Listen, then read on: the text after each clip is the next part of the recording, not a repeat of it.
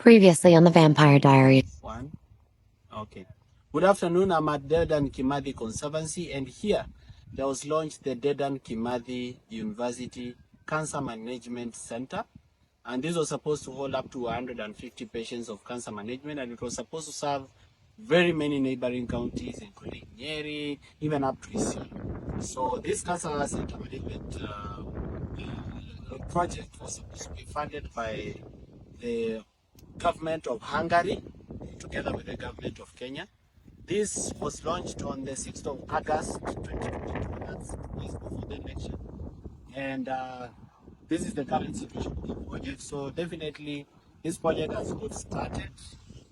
Nothing yet to be said. Therefore, we can say it never started. Right? So we've been saying that some of the projects they never start. And if they start this install this development.